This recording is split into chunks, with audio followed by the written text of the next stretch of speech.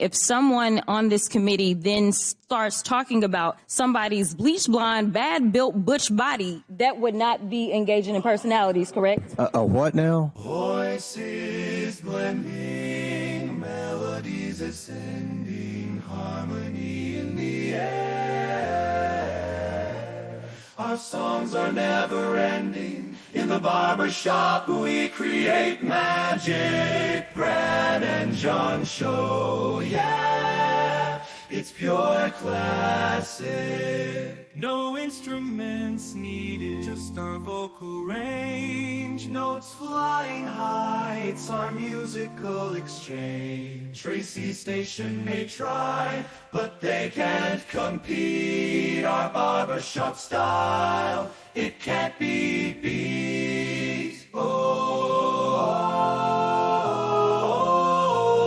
the harmony of voices, so sweet. In the barbershop of life, our tunes will repeat. No need for instruments, no need for a band. Just the Brad and John show, the finest in the land.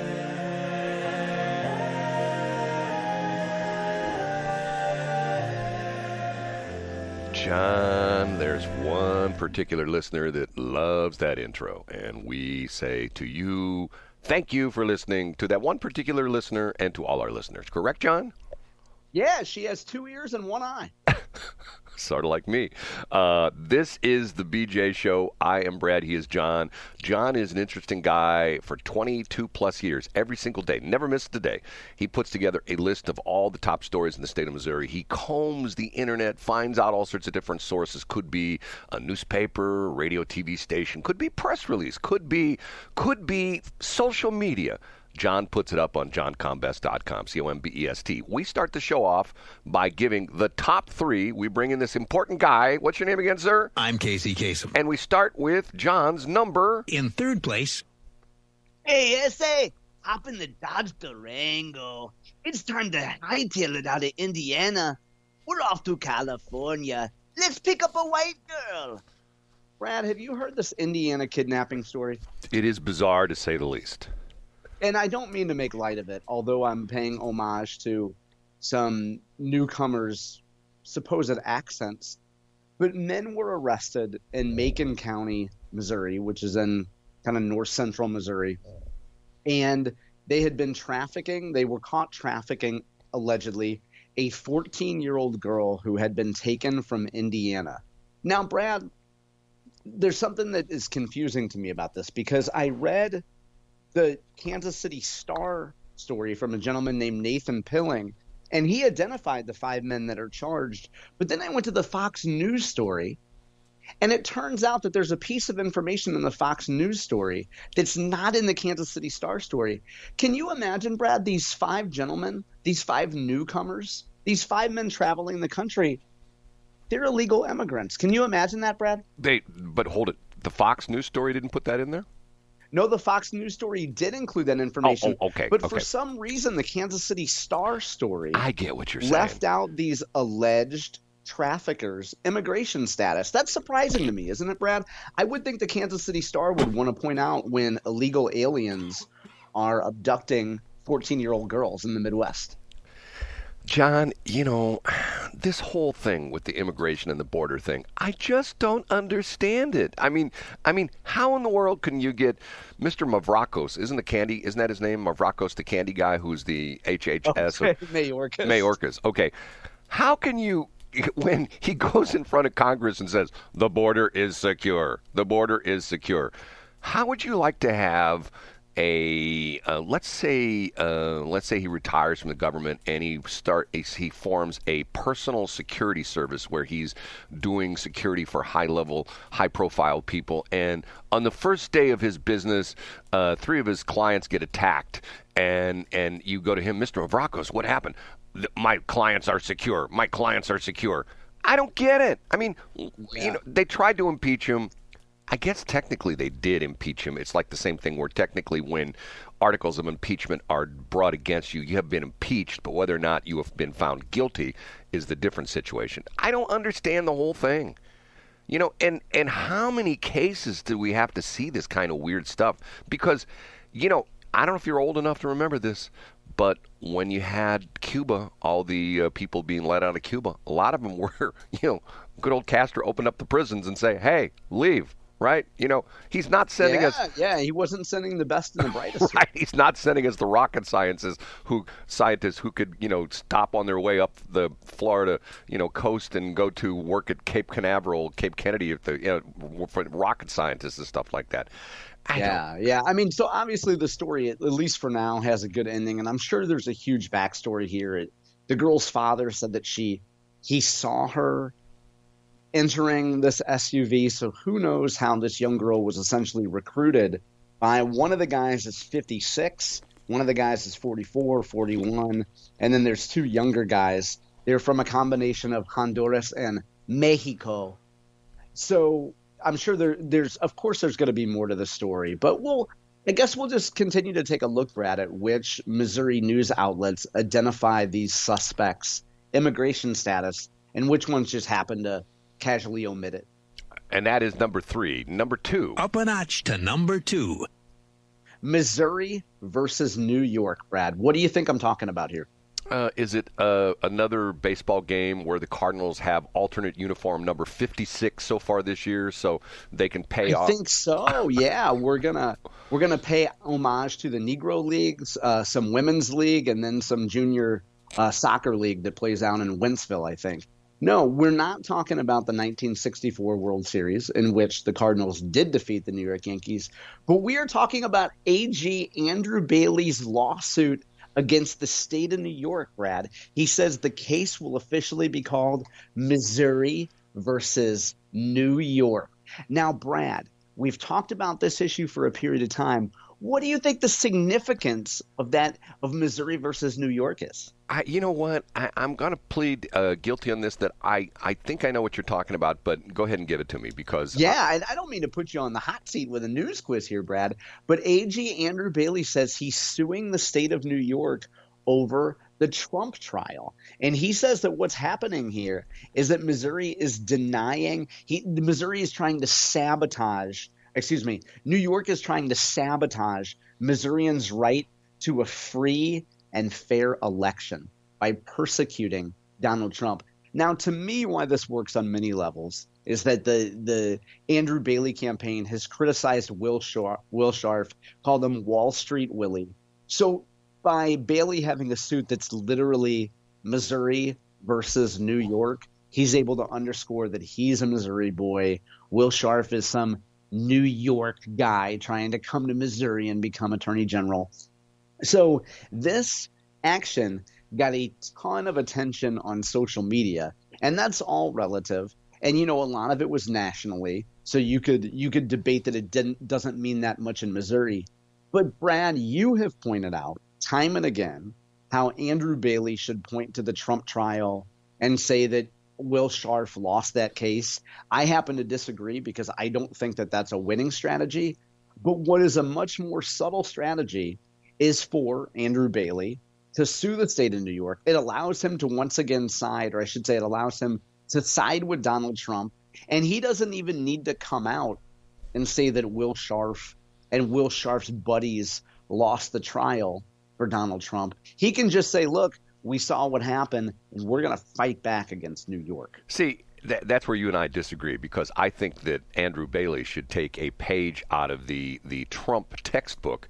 And here's what Andrew Bailey should say. He should wake up one morning and he should come on TV. And first off, he should go someplace where there's like an escalator, and he should come down the escalator and get off the escalator and say, you know what?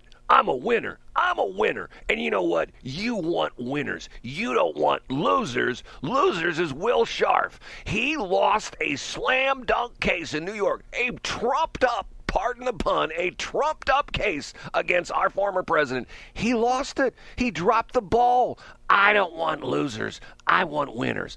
I'm a winner. Will Scharf's a loser. Vote for me, Andrew Bailey. And I'll talk about it today on my 14 appearances in 97.1.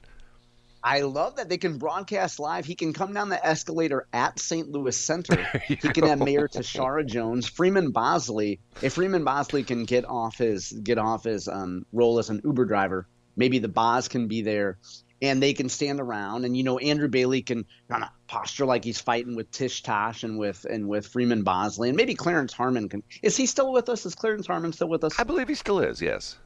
Okay. Anyway, but we could do it at St. Louis Center. There's not a lot going on there. Maybe some of the Battle Hawks could meander over from the Twadome. It'd be a great scene. You should send that to the Bailey campaign. Do you know how old I am? I'm old, so old that I was there for the grand opening of St. Louis Center. No way, really? You were the white guy that was there? No. It was a huge, big thing. I mean, there are stations. I was at the time. I think I was still with.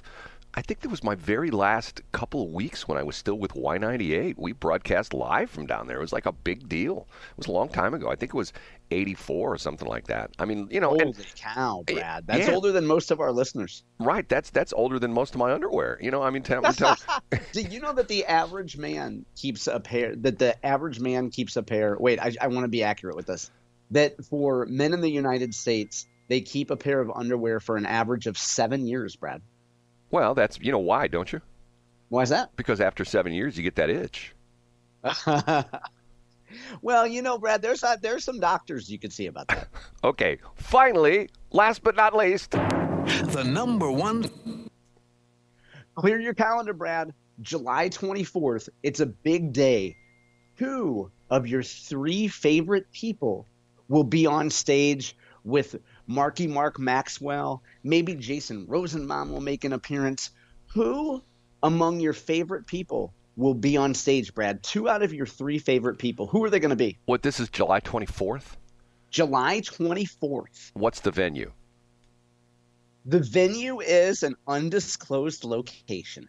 So undisclosed as it truly is undisclosed, or you're not going to tell me? Yeah, I'm not telling you about it, Brad. I'm going to wait to see if we're going to give you another month, and if you're reputable, I'm going to send you the code. You got to give the password at the beginning. Everybody's wearing a costume, and if not, you and Tom Cruise are going to be brought out in the middle, and everybody's going to shame you. Some chick's going to die. You've seen the story before. Oh, don't tell me this is the opening for the new club over in Sauget.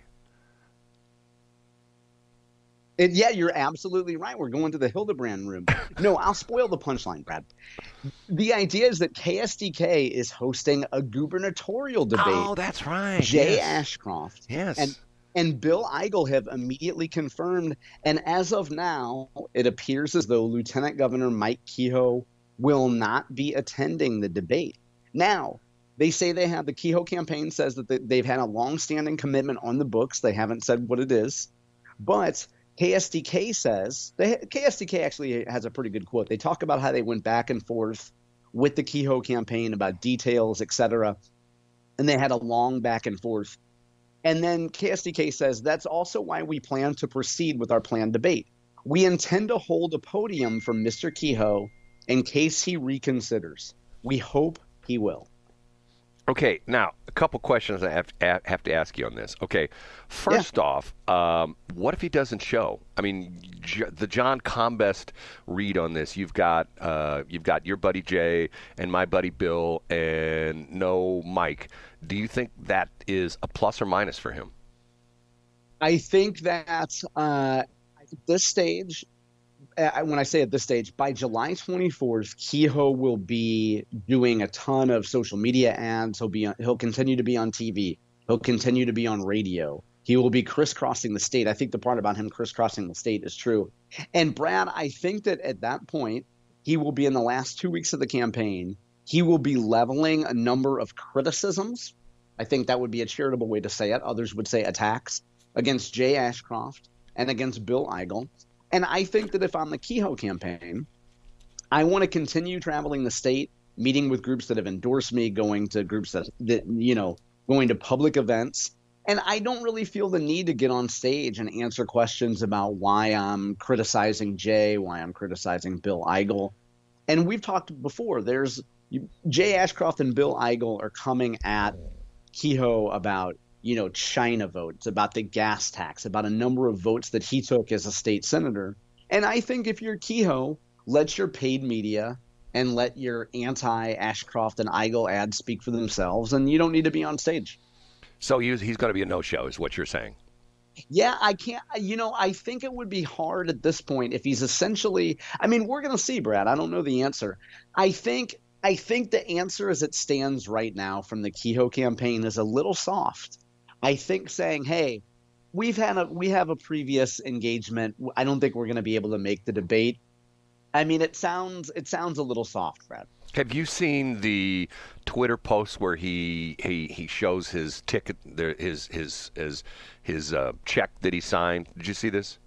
No, I haven't seen this one. Okay. Is it a digital app? No. It's just he apparently ate out dinner recently. Okay, and he did the Trump thing where the ticket was like $221. I'm thinking to myself, okay, where in the world is he eating for $221? Yeah. And when he put the tip on there, he put $100 tip on there, and then he wrote the Trump thing. I'm like Donald Trump. I'm for no no tax on tips. No tax on tips. Okay. First off, it doesn't ever show where he ate at. Second off, I'm thinking to myself, for $221, have you ever spent $221 at a restaurant? Not if I wasn't using a company card. Using a company card, absolutely. Okay, so how many people back in the day when you were doing your comms thing, if a $220 check, how many people was that when you took out the dinner? I mean, I know it depends on the place you go. 3 or 4 people. 3 or 4 people. Okay, average, everybody's $50, $60 in that range as far as what, if they're buying a, piece of, nice Couple piece drinks, of meat, something like that. Okay, so I don't know. When I saw this, I had mixed emotions about it. First off, I thought to myself, okay, he gave the server $100 tip. To me, if he really wanted to prove a point, just double the amount. $221 for whatever it was. I'll see if I can find the tweet and send it to you. $221 for the bill and $221 for the server. And to me, that's like, whoa, and that's the kind of thing. I mean, I will tell you something, and I'm not saying this to puff out my chest, but my one son, who I haven't seen in about a year, was in town and went out to dinner Monday night. Okay, and of all crazy places, it was interesting because I have 3 of my 4 kids in the same place at the same time, which very rarely happens because my kids are spread all around the country now. And we went to a buffet, okay? So typically there's 5 of us, actually 6 of us. Typically when you go to a buffet, the people who are like bussing your table, the rule of thumb is you don't tip them as much as you would a regular waiter or waitress at a restaurant, correct? You know what I'm saying? Right, yeah, I get it. Yeah. Okay, so as the table's being cleared, a nice lady was very nice to us all night long. I walked over to her, she's next table, and I handed her a 20. And she looked at me like I was from Mars or something like that. And she says, "For me?" And I go, "Yeah, for you." And she fist bumps me with a big smile on her face. And it's funny because my family members didn't know exactly what was going on because I didn't do it right at our table.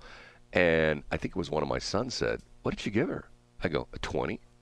And they went, $20? I go, "Yeah. Why not? She's working hard." I mean, and you know what? I probably made that lady's night. No. Yeah, you probably did. They probably thought that you were hitting on her, too. That's probably why they asked what you were doing. And the look of shock and delight was that she didn't know that people actually carried cash anymore, Brad. Like, what kind of a dinosaur are you? I am a dinosaur. That is so sad. That's one of my bugaboos that still drives me nuts. And what's crazy about this is I don't understand from the business perspective because I am a business person. I take checks, I take cash, I take credit cards. But if you pay me $100 in a credit card, I don't get $100. That's exactly right. Yep, you got the transaction fee. Now, you still accept Eagle stamps, right? I do accept Eagle stamps. Okay, good. I'm making sure because I have a stockpile of them. Let's get back to Kehoe real quick. Let me add one asterisk here. If it does indeed come out that Kehoe has a real-life event on July 24th that keeps him from being at the debate, I think that erases any doubt I think that alleviates any concern that he was avoiding a debate. So if he's actually gotten something where he's meeting with war veterans or he's meeting with, if there's a legitimate event that he's had on the calendar since July 24th, then I think that's fair. But for now, we haven't heard what that is. John? I mean, he's been endorsed by every association in the state of Missouri from Missouri Farm Bureau to the Missouri Limestone Producers Association. I think the Missouri Talcum Powder Association is thinking about endorsing Jay Ashcroft. I'm not sure. And he won the LBJ lookalike contest as well too. So yeah, he did win that. He gets a statue of Lady Bird. It's made in butter, and you put it in the sun, and it melts. John, I just got this. I'm looking at my calendar. July 24th. Mike Kehoe 24-hour broadcast with Brad and John. He does have something. Nice. I knew that date stuck out for some reason, Brad. He's going to be on our station for 24 hours. Okay, we have to take a break. Thanks for checking out the Brad and John Show podcast. This segment of the show is brought to you by John Combest's book, Stalking, Harassment, Internet Trolling, A Guide to Recovering and Rebuilding After Online Attacks. It's a great reference if you've ever been the unfortunate target of a social media attack. It's available on Amazon. Just search John Combest. That's Combest, John Combest, and the book will show up in your search results. Now it's time for another segment of the Brad and John Show. Can you handle it?